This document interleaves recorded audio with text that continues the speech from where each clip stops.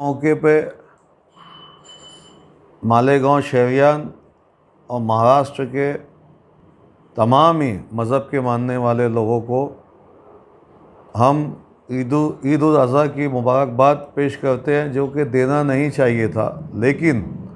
ऐसे हालात में जबकि हमारे साथी, बहुत सारे साथी हमसे जुदा हो गए और ऐसे हालात अभी मुल्क के ऊपर है, तो फिर भी हम हमारी जानिब से, राष्ट्रवादी कांग्रेस पार्टी की जानिब से और ईद अज़हा की मुबारकबाद पेश करते हैं और इस त्यौहार को अमन अमान के साथ बनाएं, ये ख़ास तौर से अपील करते हैं। ईद उल ज़ुहा के मौके पे हम शहरियान मालेगांव और महाराष्ट्र के अक़लियतों को, बिलख़ुसूस मुसलमानों से अपील करते हैं कि हम सादगी से ईद उल ज़ुहा मनाएं और घर पर रहते हुए ईद उल ज़ुहा मनाएं। और जैसा हम गुज़िश्ता सालों में कुर्बानी करते थे, इस साल हम थोड़ा कम पैमाने पे करने जा रहे हैं। ऐसा सभी जगह से जो मालूमात आ रही है, लॉकडाउन के होते हुए कारोबारी हालात ठीक ना होने की वजह से कुर्बानी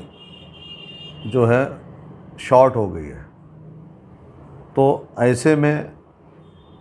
हमारा एक फ़र्ज़ बनता है कि हम जो है गरीबों को ऐसे मौके पे, मिस्किनों को ऐसे मौके पे हम ना भूलें और उन तक हम मदद के लिए पहुँचे, ऐसी गुजारिश मैं राष्ट्रवादी कांग्रेस पार्टी, बुनकर बेदारी कमेटी, नेशनल ट्रैवल्स की जानिब से शहरियान मालेगांव व महाराष्ट्र के लोगों से बिलख़ुसूस अपील करना चाहता हूँ कि अमन अमान के साथ घरों में रहते हुए अपने इस त्यौहार को, इस फरीज़े को अंजाम दें। ऐसी अपील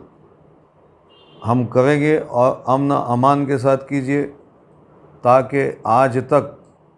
हमने गवर्नमेंट्स की गाइडलाइंस को फॉलो अप किया है। हमने ईद की नमाज़